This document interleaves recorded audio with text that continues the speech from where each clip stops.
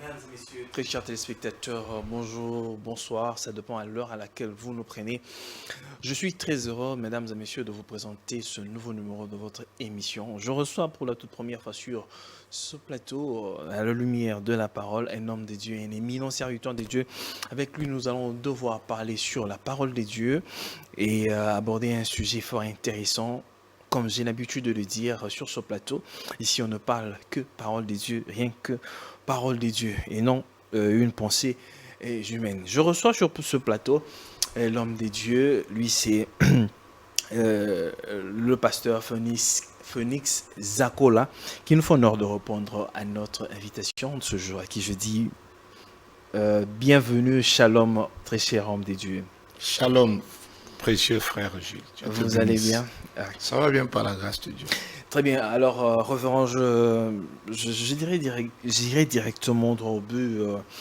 Vous posez cette question. Nous venons de passer de moments tumultueux parce que l'Église, corps du Christ, carrément, je ne veux pas caricaturer ou bien prendre en frange.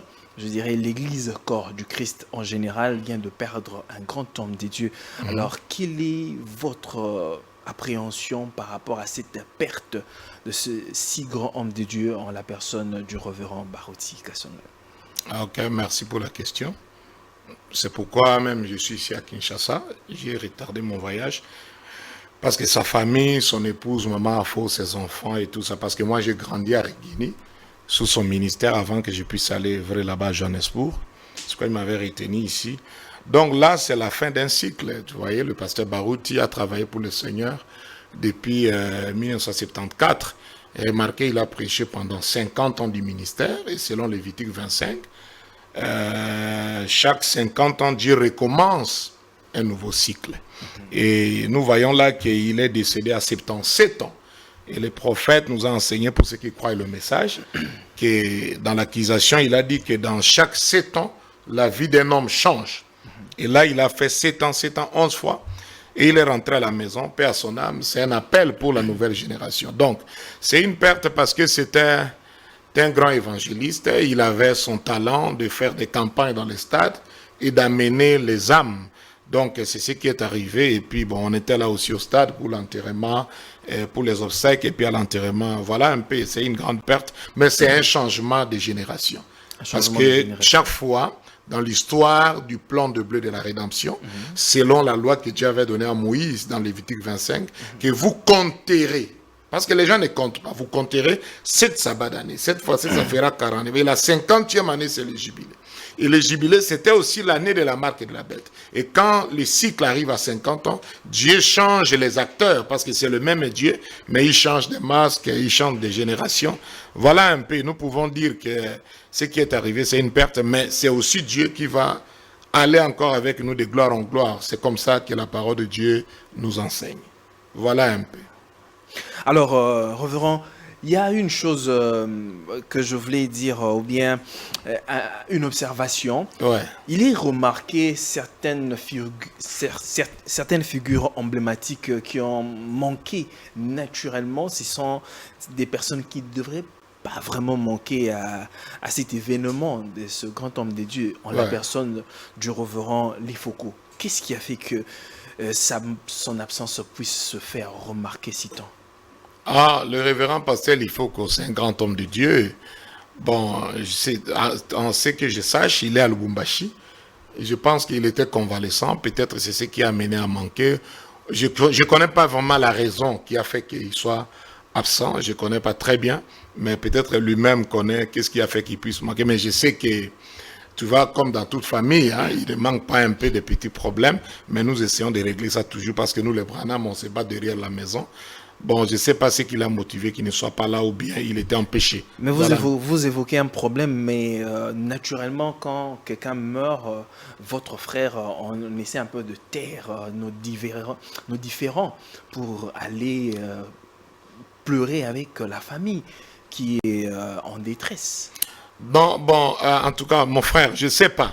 Là, il faut vraiment poser la question à l'intéressé. Je ne peux pas parler à sa place. Et vous qui étiez là, ça ne vous a peut-être pas un peu dérangé en tant que serviteur de Dieu, œuvrant dans le corps du Christ? Non, moi personnellement, cela ne m'a pas dérangé parce que je n'aime pas soupçonner que peut-être il était empêché, ça peut aussi arriver, hein, ou il était empêché, ou encore il se sentait qu'il ne sera pas le bienvenu. Bon, il y a beaucoup de choses. Là, nous spéculons, mais la réalité de son absence, c'est lui-même qui connaît ça. Très bien. Alors, il y a des vidéos qui sont en train de circuler pendant le vivant du révérend Barouti. Ouais. Il disait, autrefois, il disait, si j'arrive à partir aujourd'hui, Dieu suscitera quelqu'un d'autre. Ouais. Et dans une autre vidéo, il dit, si j'arrive aujourd'hui à partir, mon fils Carlos est là. Il prendra carrément la relève. Alors, on dirait il y a ces deux choses-là. Les gens prennent directement la vidéo où il parle carrément de Carlos Barouti. Alors, disons carrément, si on regarde des choses, Carlos suscite, bien fait la relève du révérend Barouti directement. Ah, en tout cas, merci pour cette question-là. Je pense que hier même, pour la 3e fois, je suis passé à RTVA. Il m'avait invité pour essayer encore d'en parler, parce que c'est 3 fois. Durant ces funérailles ici, les gens réclamaient que je passe toujours. Bon, vous savez, l'église de l'Assemblée chrétienne de Rigini, qui est Barouti Tabernacle, c'est pas une église que le pasteur Barouti a commencé seul. C'est quand les anciens sont sortis chez Mukuna vers les années 80, et ils ont commencé Rigini. Et d'abord, celui qui était le pasteur, qui a beaucoup travaillé, c'est le pasteur Mbombo.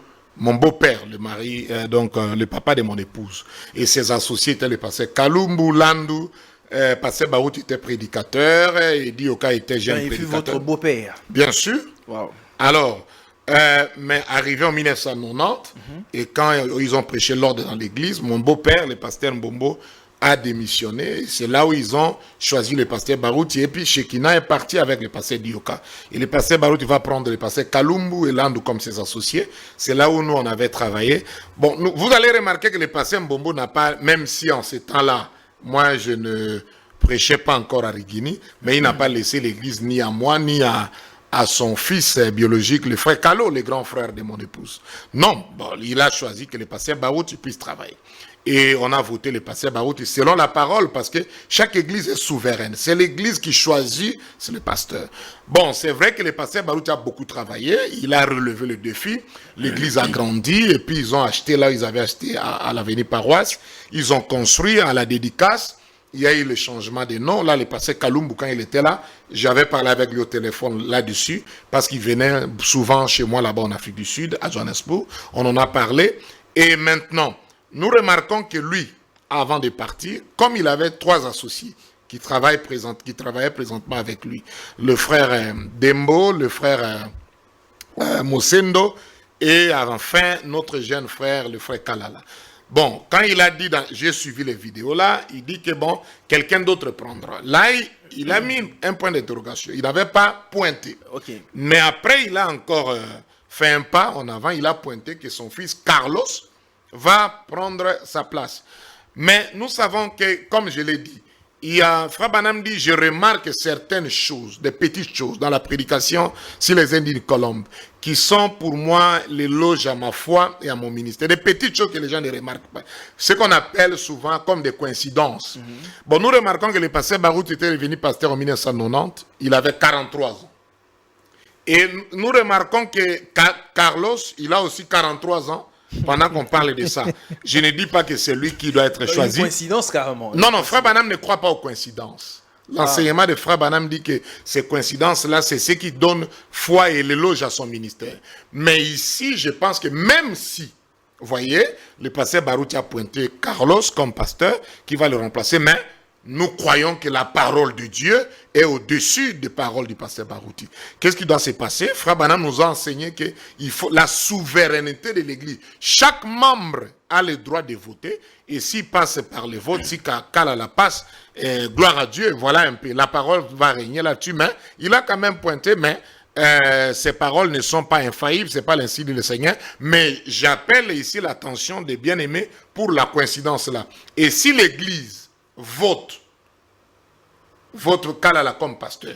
Il est pasteur, hein, parce que nous croyons la souveraineté. Les gens ne voteraient peut-être pas par sentiment, parce que c'est le fils du pasteur. Comme le pasteur est parti, bon, mettons-le là, parce que c'est le fils du pasteur, d'une certaine façon. Et peut-être l'Église n'aimerait pas mettre quelqu'un d'autre que le fils du pasteur. Non, non, j'aimerais ici que vous compreniez. Tu vois, dans nos pays anglophones, là où nous vivons, souvent les ministères et les talents sont familiaux.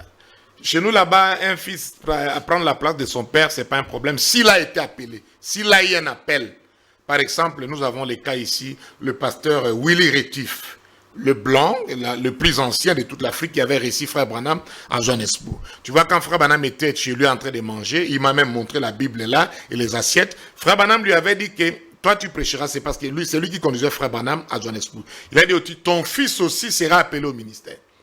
Quand son fils Gédéon Rétif a été appelé au ministère, quand le pasteur Rétif est décédé, Gédéon avait pris la place. Gédéon aussi vient de rentrer à la maison dernièrement. Ils ont choisi un autre pasteur. Donc, pour moi, ce n'est pas un problème. Si, comme Kalala a un appel au ministère, le Seigneur l'a appelé, si le pasteur Baou, tu trouves qu'il doit le remplacer, et si l'Église, j'insiste, ce n'est pas la dictature, si la souveraineté de l'Église, la majorité vote, ils passent. Bon, s'ils vont les voter par sentiment, parce que ça c'est un problème de nos âmes, c'est un problème d'âme, c'est le problème le plus sérieux.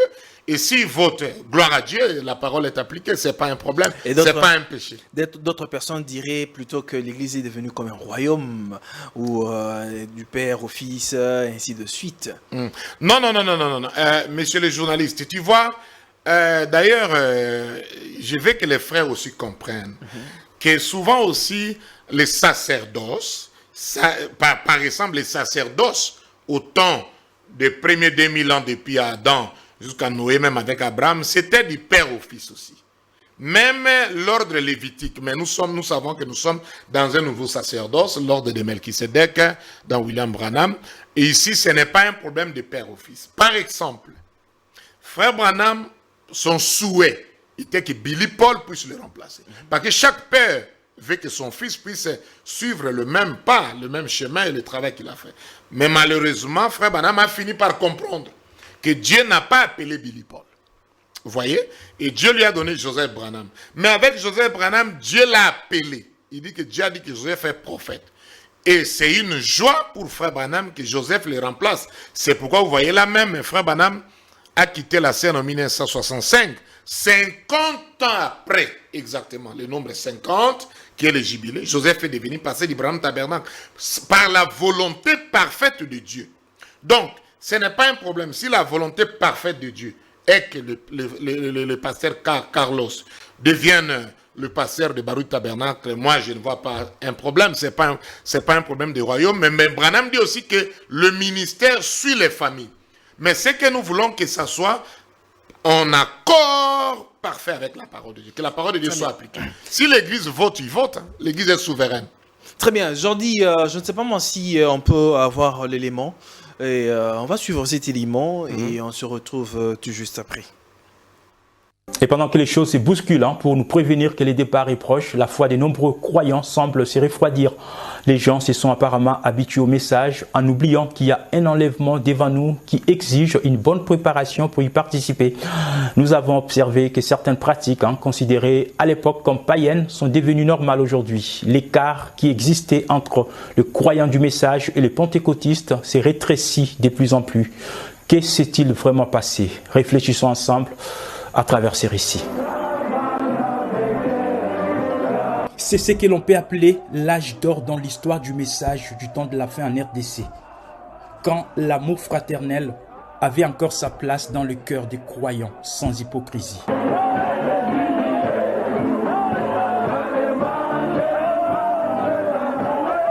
À l'époque, on n'avait pas besoin de beaux édifices pour voir Dieu descendre parmi son peuple, mais juste dans le petit hangar où les gens étaient parfois assis par terre, Dieu était présent. L'objectif principal de ses frères et sœurs était l'enlèvement. Ils l'attendaient comme si cela allait arriver dans les prochaines heures. Ici, tous les pasteurs du message acceptaient encore de s'appeler frères, sans faire allusion à leur titre de pasteur ou de révérend.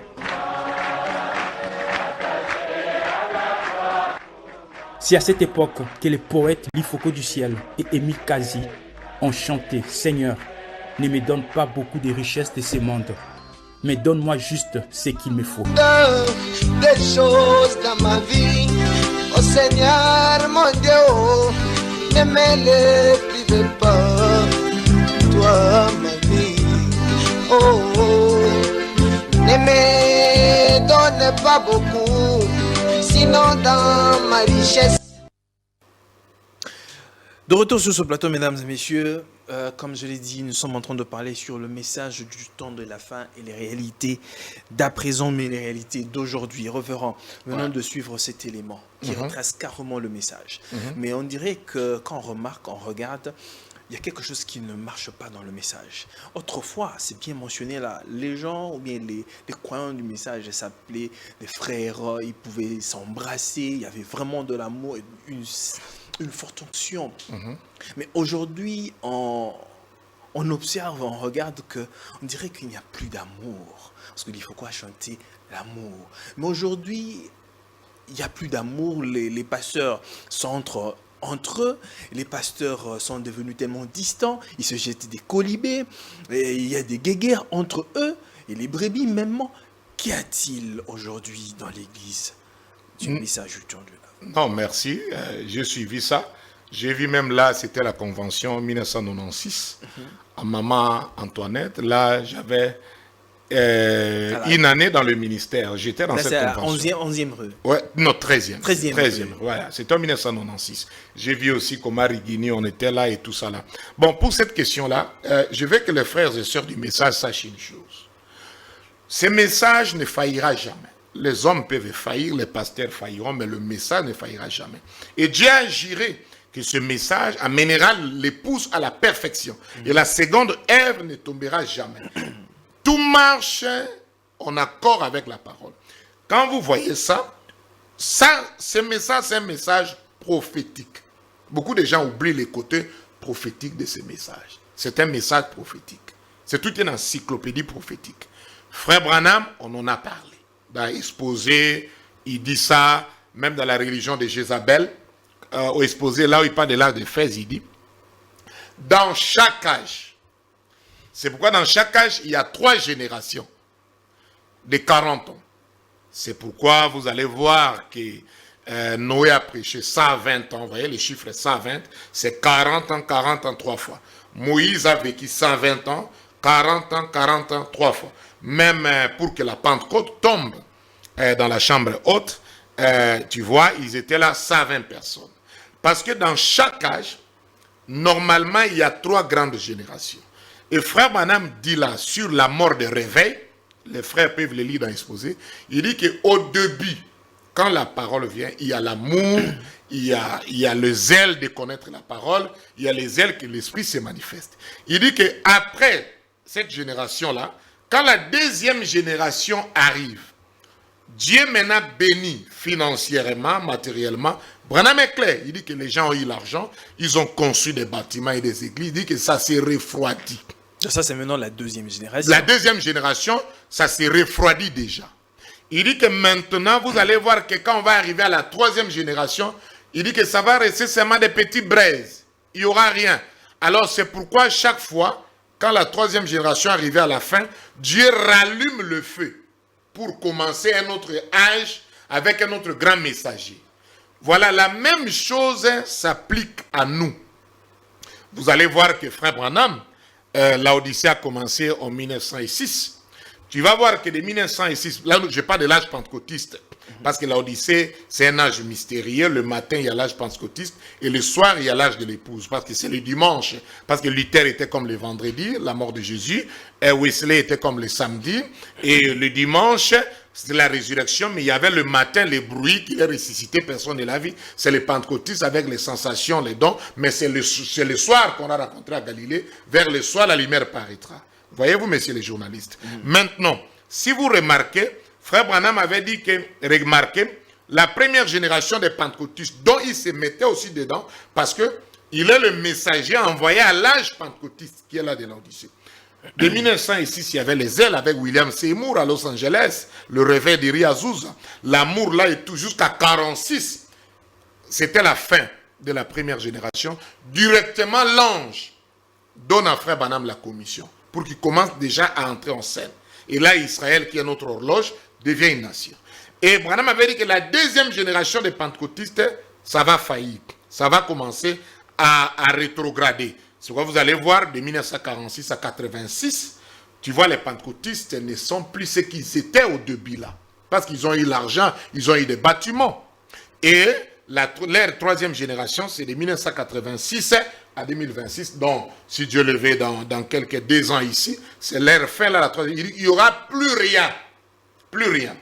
Ça, c'est du côté pentecôtiste. Maintenant, si nous prenons comme les âges, c'est chevauche, là de l'épouse, le message a commencé en 1933, quand dans la rivière Oyo, le 11 juin, quand Dieu, Frère Branham baptisé, arrivé à la 17e personne, la voix a dit, comme j'avais envoyé Jean-Baptiste, je t'envoie avec un message.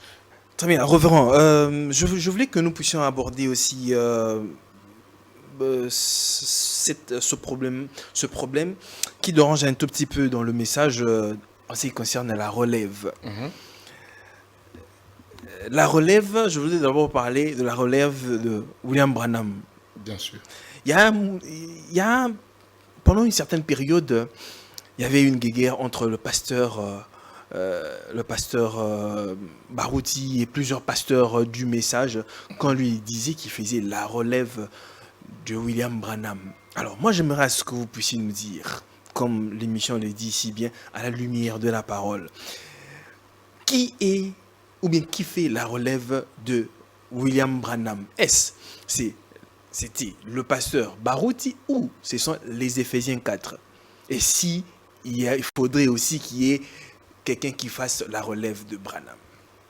Ah ok, merci pour la question. Ce que vous venez de poser là, vous savez, Frère Branham m'a enseigné. Il dit qu'on ne contredit pas un pasteur devant son peuple, devant son église. Nous devons avoir ce respect-là de la déontologie, parce que, tu vois, le Saint-Esprit obéit à l'ordre. Mais comme ici, c'est un terrain, appelons ça neutre, à la lumière de la parole, je pense que j'avais fait beaucoup d'enseignements sur le texte et le contexte, sur les générations, et sur le texte et le contexte, sur la relève, et ça a béni le monde entier. C'est simple, si vous voulez vraiment comprendre ça, bref, c'est tout un enseignement. Vous devez prendre l'issue du ministère d'Élie. Vous allez voir dans 1 Roi 18, je pense, Dieu a dit à Élie, quand il a fui Jézabel, avant que tu sois enlevé, voici l'issue de ton ministère. Tu feras 3 choses. Tu oindras Azaël, le roi de l'Assyrée, tu oindras Jéhu, roi d'Israël, et tu oindras Élisée, prophète à ta place. Alors, quand Élie part, vous connaissez l'histoire de la Bible, les téléspectateurs, Élisée a suivi Élie jusqu'à ce qu'ils ont traversé le Jourdain, et le char de feu est venu, Élie est monté, et Élisée a crié, mon père, char d'Israël, ce qui veut dire, Élie, Élie, mon père, tu es le plus grand, le plus puissant, plus que même les chars d'Israël. Le manteau d'Élie est descendu, et sur Élisée, et cela l'a pris 10 ans, pour que le manteau puisse les convenir. Il a frappé le Jourdain, où est le Dieu d'Élie, et il est devenu prophète remplaçant d'Élie. Il a eu la double portion d'Élie. Suivez-moi attentivement, même les téléspectateurs. Maintenant, la partie qui restait pour oindre Jéhu et Azaël, tu vois, qu'est-ce que Élisée a fait? Élisée a rencontré un jeune homme, la Bible dit un jeune homme, qui courait vite.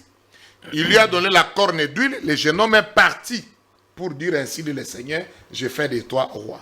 Et Élisée a oué l'autre. La commission d'une seule personne, Élie, mais Dieu l'a accompli dans 3 tabernacles différents. C'est ça le mystère de la relève. Or, la relève ici, personne ne peut prendre la place de Frère Branham en tant que messager révélateur de la parole. Non, c'est une mauvaise compréhension. Parce que dans la main droite, dans Apocalypse chapitre 1er, Jésus n'avait que 7 messagers. Il n'avait pas 8, parce que le 8e, 8 c'est l'éternité, le 8e c'est lui-même, et Christ, l'ange puissant, Christ la plénitude de la parole. Donc il n'y aura pas quelqu'un là-bas. Il y avait seulement 7 messagers. Maintenant, qu'est-ce qui arrive? Frère Branham est clair là-dessus. il lisait la Bible, il a vu l'histoire de Joseph de la Bible, il a pleuré. Je ne vais pas entrer dans ça. Et Dieu lui a dit, je te donnerai un autre fils, tu donneras le nom de Joseph. Et quand Joseph est né, frère Branham dit que j'ai entendu longtemps. Vous connaissez l'histoire, les croyants connaissent ça. Et le jour où frère Branham consacre le frère Joseph, Dieu dit que Joseph est prophète. Et frère Branham dit que mon fils Joseph prendra ma place. Il a même dit que quand les flots du Jourdain commencera à me prendre pour m'amener à la mort, quand mon fils Joseph criera, et la double portion de mon esprit reviendra sur lui.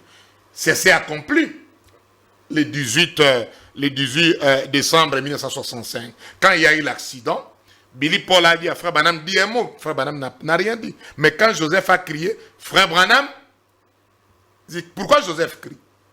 Et là, il a dit, parce que Meda est mort. Frère Branham a prié, oh Dieu, laisse que maman reste avec nous. Meda n'est pas la maman de frère Branham. C'était déjà la transmission et Joseph avait 10 ans.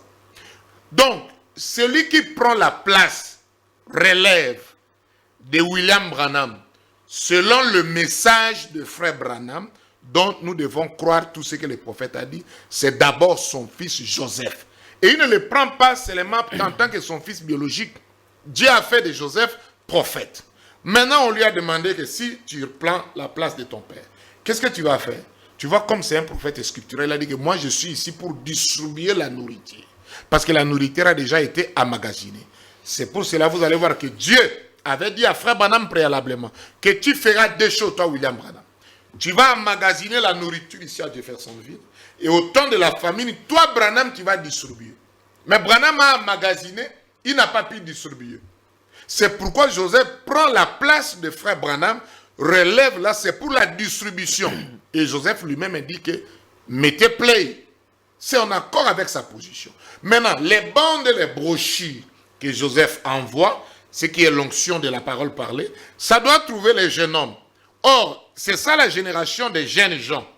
Et je crois que c'est une génération qui se passe comme dans les courses à relais, tu vois. Tu cours, tu donnes à l'autre. Au temps de frère Branham, les pasteurs Baroutier, les Kaloum étaient des jeunes. Et c'est eux qui ont travaillé. Et quand leur temps est fini, d'autres prennent ainsi de suite. C'est-à-dire que les Éphésiens 4 aussi, en tant que des prédicateurs qui répètent frère Branham, et aussi continuent le ministère de frère Branham, mais pas... Ils ne font pas la relève. Non, ils ne font pas la relève. Mais on peut aussi appeler ça relève dans un autre sens. Parce que la parole, il y a plusieurs facettes. Dans le sens qu'ils continuent le ministère de frère Branham. Mais ils ne sont pas frère Branham. Ce n'est pas les histoires comme j'attends. Quelqu'un peut dire que non, frère Branham, le précurseur de la seconde venue, n'a pas accompli sa mission. Il est mort, c'est moi qui va le remplacer. Non, ça, c'est pas... Là, c'est faux. Là, c'est faux. Ce n'est pas la parole de Dieu. Dieu ne peut pas amener 2 précurseurs au même moment. Tu vois, c'est un problème d'enseignement. Il faut que les gens soient enseignés là-dessus. Ouais, parce que nous croyons au ministère de frère Branham. Par exemple, dans Honte de lui, frère Branham a dit que je reviendrai en Afrique pour des grandes réunions. Mais il a fait l'accident, il est parti. Comment il revient? Il dit que je chevaucherai encore. Frère Branham chevauche par nos ministères. Des gens fidèlement enseignés que Dieu a suscité pour lui. Il avait promis que dans les extrémités de la terre, il dit, c'est-à-dire l'Inde de l'Afrique, Dieu suscitera des meilleurs auxiliaires pour moi. Être auxiliaire de frère Branham ne veut pas dire que toi tu prends le relève dans le sens que tu deviens précurseur ou quoi que ce soit. Non, ça n'existe pas. Parce que si frère Branham est venu préparer les plateformes pour quelqu'un, donc toi tu dois être plus puissant que frère Branham. Or, frère Branham est le plus puissant de tous les prophètes depuis Enoch jusqu'à nos jours. La personne que frère Branham a introduit, c'est Christ, la parole manifestée qui est descendue d'Apocalypse 10. Et Joseph prend la place de distribuer la nourriture, de garder la voix de l'île vivante comme prophète, distributeur. Et les ministres fidèlement enseignés, c'est eux qui continuent le ministère de frère Branham. Voilà un peu comment ce chevauchage-là s'est fait, parce que les types ne trompent pas. Ce qui a été, c'est ce qui sera. Ce qui a été, c'est ce qui sera. Ouais. Vous avez parlé du chandelier. Ouais. Alors, j'aimerais que vous puissiez aussi expliquer, parce que vous avez parlé des générations ici. Bien sûr. Il y a les disciples de Kakou Philippe, ouais, qui, selon leur thèse, disent carrément que vous avez venu de parler des générations ici dans un âge. Selon eux, dans un ordre, il y en a, vous avez parlé de 3 générations, mais Bien sûr. ils disent qu'il y a plusieurs générations. Ils ont commencé à dire dans la Odyssée, la première génération, c'est la génération de Sémour. Il y a plusieurs prophètes dans un âge. Ouais. Donc, pour eux, Sémour est le premier prophète de la Odyssée. Et Branham est le deuxième. Et le troisième, c'est Kakou Philippe. Et ça s'ensuit comme ceci. Donc, selon eux, ils disent que quand, par exemple, les prophètes partent, aussi longtemps que l'enlèvement n'a pas encore eu lieu, Dieu continuera toujours à envoyer les prophètes. Est-ce que partagez-vous cet avis? Non, Kakou Philippe, il est simplement, je l'aime, c'est un frère, il est simplement mal enseigné. Parce que vous savez, le vrai problème dans le message aujourd'hui, les gens sont mal enseignés. Laissez-moi par exemple te lire une citation ici très intéressante. Dans Qu'est-ce que le Saint-Esprit, paragraphe 74, Frère Branham dit, des petits bébés qui disent, eh bien, je vais à l'église, maman était membre de cette église. Je n'ai rien contre ça, cher frère. Je suis bien conscient que ceci est enregistré, c'est très bien. Soyez membre de l'église de maman, mais écoutez, maman a marché dans une lumière, vous marchez dans une autre. Luther a marché dans une lumière, Wesley a marché dans une autre. Voyez-vous, et la Pentecôte a marché dans une autre, mais aujourd'hui, nous marchons plus haut que ça. Et s'il y a une génération, elle nous dépassera. Ça, c'est Frère Branham. Et même quand vous le prenez dans paragraphe, prenons par exemple 79 ici, il dit, regardez, l'âge de Billy Sunday vient de se terminer. Or, Billy Sunday n'est pas un messager de l'âge.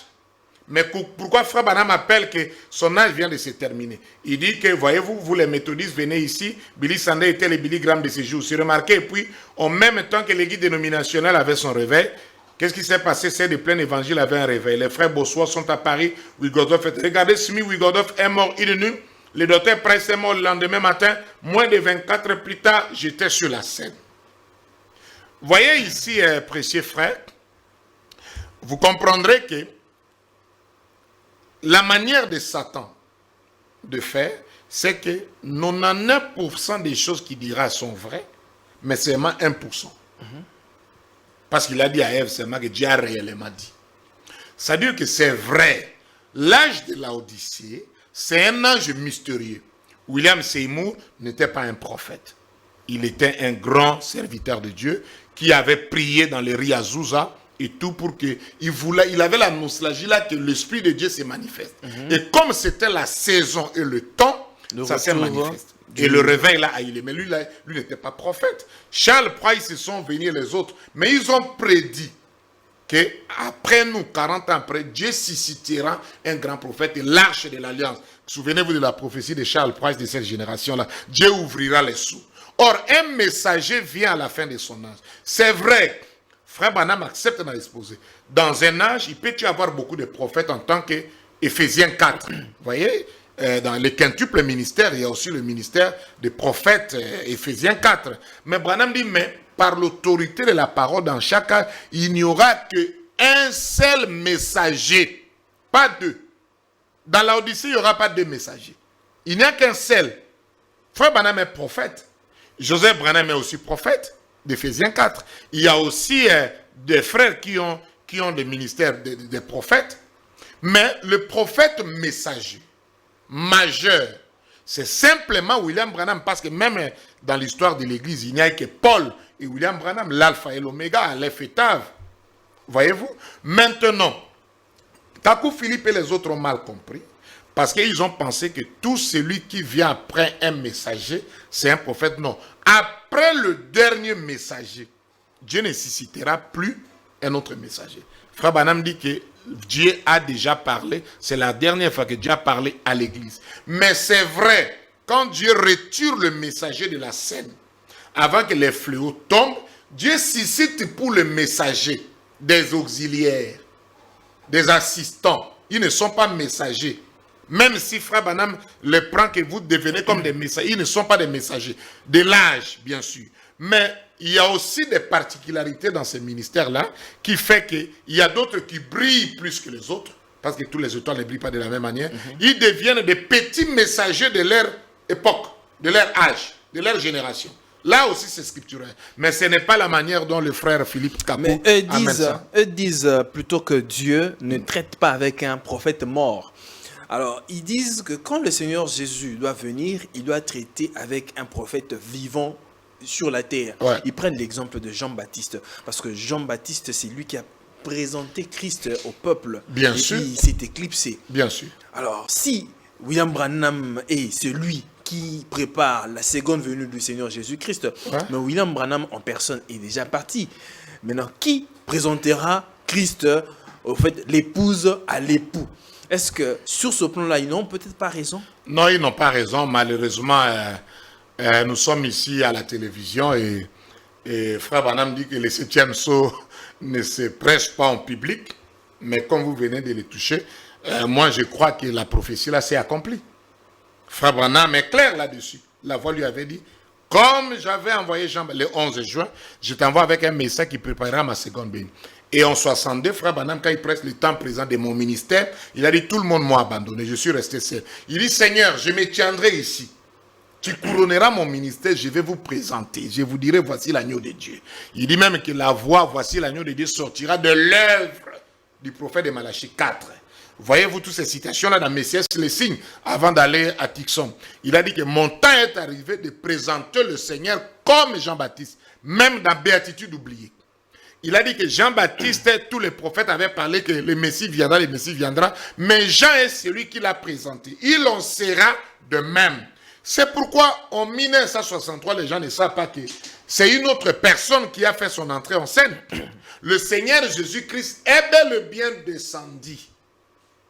Le 28 février soir, la science a pris la photo et le 8 mars à 8 h, les anges l'ont rencontré, Frère Branham, les 7 anges ensemble forment l'ange puissant. Or, Branham dit dans la brèche, quand il prêche le sceau, il dit que je ne suis pas en train d'inventer ça. C'est ainsi dit le Seigneur. Quand l'ange puissant descend, il trouve le 7e ange sur la terre au moment de cette venue. Et il va le présenter. Et ça s'est accompli. Frère Branham nous l'a présenté. Branham n'est pas mort. Branham ne peut pas mourir sans nous présenter le Seigneur. Ça n'existe pas. Eliezer ne peut pas partir sans dire à Rebecca, Rebecca, voici ton époux. Jean-Baptiste ne pouvait pas mourir sans dire au peuple, voici l'agneau de Dieu. Le problème, les gens sont mal enseignés. Ils regardaient toujours un Jésus corps physique de chair. Or, selon Malachie 3, même à la première venue, j'envoie mon messager, il préparera le chemin, soudain entrera dans son temple l'ange du Seigneur que vous cherchez. La venue du Seigneur a été toujours l'ange du Seigneur. Le corps, c'est plutôt un temple. Pas que Jean-Baptiste et Jésus avaient une différence de 6 mois. Jean-Baptiste précurseur, Jésus est déjà là, dans la chair. Et quand il part à 9 ans, Jésus a 8 ans et demi, mais il n'a pas présenté Jésus comme étant le Messie. C'est quand il revient, et Jésus vient, Lazare l'a invité pour aller écouter son pasteur Jean-Baptiste. C'est là où quand il a vu l'ange puissant, sous la forme de la colombe, il a dit, voici l'agneau de Dieu. Alors, c'est là où Jésus prend la chose jusqu'à la croix. C'est ça la première venue. Il est venu nous racheter. Mais il n'est pas descendu le même jour au calvaire comme ça, il nous a racheté. C'est un processus qui a été introduit. C'est la même chose. Les frères sont mal enseignés. Frère Branham l'a accompli. Il dit que la seconde venue, c'est l'enlèvement. Il dit dans la brèche, il dit, Apocalypse 10 est la même descente que 1 Thessaloniciens 4. Paul a dit, le Seigneur lui-même descendra du ciel avec le cri de commandement, la voix de la le son de la trompette. Branham dit que le Seigneur est descendu pour venir nous chercher. Et il doit trouver William Branham sur la terre. Le problème ici, c'est que ici, comme le corps Jésus n'est pas sur la terre pour entrer, ici, Elohim et Abraham sont dans un même corps. Jean-Baptiste et Jésus dans un même corps. Le même ange puissant Christ qui est descendu, il s'est personnifié en William Branham. Voilà ce qui est un grand mystère, mais c'est tout un enseignement enseigné. Et c'est là où il a ouvert le sceau. Un homme ne peut pas ouvrir le sceau. Celui qui ouvre le sceau, c'est l'agneau lui-même. Quand il prend le livre, il devient le lion, il ouvre le sceau. Il ouvre au travers de l'homme. Il est descendu. Frère Branham a déjà accompli ça parce que Jésus avait dit quoi dans Matthieu 24? La génération qui verra le figuier bourgeonner, cette génération ne passera pas, n'est-ce pas? Évidemment. Même les lecteurs de la Bible. Il dit que le ciel et la terre passera, mais ma parole ne passera pas. Le figuier, c'est Israël. Israël est devenu une nation en 1946. Jésus a dit, quand vous compterez 40 ans. Un Jésus qui vient après 86, ce n'est pas la promesse. Mais le problème, comment il vient? C'était tout un mystère du 7e, ce qui devait être révélé. Et c'est ce processus-là qui est en cours. qui a été introduit, qui va nous amener jusqu'à la finalité, qui sera Jusqu'à la fin. la disparition De l'épouse. de l'épouse. Revenons. Or, quand on disparaît, ça ne veut pas dire que c'est les jours-là. Parce que lisez bien, hein, quand Frère Branham est clair, que c'est ça la même descente. Quand on dit descendre, ce n'est pas aussi un mouvement de en bas. Dieu a morphé. Et la finalité, ce serait notre disparition. C'est tout un enseignement profond, il faut que le frère écoute ça. Révérend, William Branham avait la plénitude de la divinité en lui. Non, Frère Branham, laissez-moi un peu expliquer là-dessus, parce que beaucoup de gens ont des confusions. William Branham est né prophète. Et le même jour, il est la colonne de feu est venue, nous savons ça. Mais Dieu part avec des choses petit à petit. Frère Branham a cherché le Saint-Esprit, comme moi et toi. Il a aussi été baptisé du Saint-Esprit comme tout chrétien. Il avait sa portion comme étant un prophète, comme tout prophète, comme Moïse, comme Daniel, comme tout le monde. Mais ce que nous disons de la plénitude, parce que le ministère du Fils de l'homme, ce n'est pas le ministère de Frère Branham. C'est Jésus-Christ qui devait se manifester encore chez nous, les gens des gentils. Mais comme il n'a pas un corps, il nous a dit que regardez ce qui arriva au temps du Sodome. Il va emprunter un corps de chair. Et là, Branham prêchait. Il dit que maintenant, il ne s'agit plus de votre frère. Je vous tourne les dos, le même Seigneur est ici. Là, ce n'est plus Branham comme étant prophète avec sa portion, quoi que ce soit. C'est la plénitude de la... Parce que la plénitude de la divinité, c'est la colonne de feu. La colonne de feu, c'est l'attribut de la plénitude. Il dit que cela est en train de s'installer en moi. Voilà un peu la compréhension là-dessus. Et il dit que le 7e ange n'est pas le Fils de l'homme, mais le 7e ange révèle le Fils de l'homme en public. Voilà un peu dans cet enseignement. Donc il y a juste un problème de compréhension. Je te l'ai dit, mon frère, le vrai problème, ça je te l'ai dit aujourd'hui, qui est dans le message, c'est le problème d'enseignement. Le problème d'enseignement. Alors nous allons chuter par la révérend. Qu'est-ce qui fait qu'aujourd'hui dans le message, on trouve plusieurs enseignements? Un seul enseignement de William Branham, plusieurs branches et plusieurs compréhensions. Aujourd'hui dans le message, il y a des adorateurs de Branham. Bien sûr. Et ceux qui adorent Branham comme Branham étant Dieu. Ouais. Et il y a de ceux qui croient en... par rapport à, vous avez parlé de la nuée du 28 février, comme la venue de Jésus. Ouais.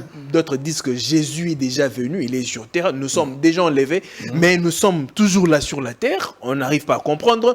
Et il y a de ceux qui croient au 7 tonnerres et ceux qui ne croient pas au 7 tonnerres. Il y a de ceux qui croient en la polygamie, il y a ceux qui ne croient pas en la polygamie. Mais une seule source, comment est-ce qu'elle peut sortir autant de divergences dans le message? Expliquez-nous un peu, Reverend. Merci pour la question.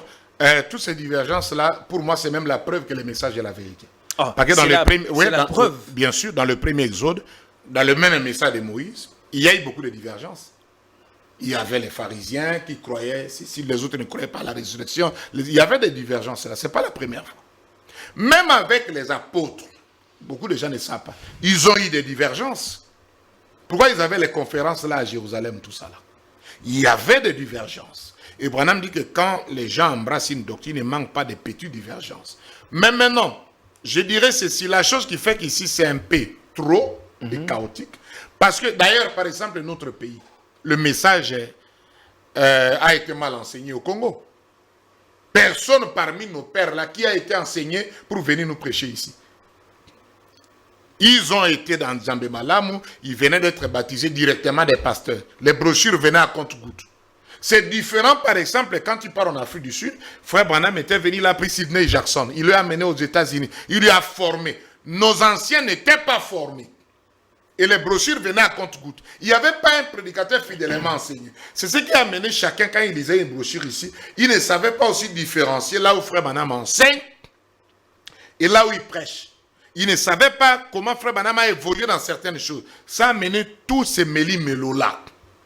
Et dans ça, mais quand le cycle de 50 ans finit ici, le temps est arrivé maintenant, les fidèlement enseignés sont venus pour que le message soit enseigné dans sa plénitude et dans la clarté, dans la grande lumière qui va éclairer beaucoup de points. Voilà un peu à ce sujet-là. Mais dans ça, il y a aussi un problème de ministère. C'est aussi un point. Mais beaucoup n'ont pas de ministère. Non, bien sûr, beaucoup n'ont pas de ministère, pas seulement ça. Vous trouverez un évangéliste et il veut enseigner alors que ce n'est pas son domaine. Il n'est pas qualifié pour enseigner. Vous trouverez un pasteur du ministère, il se fait enseignant. Non, non.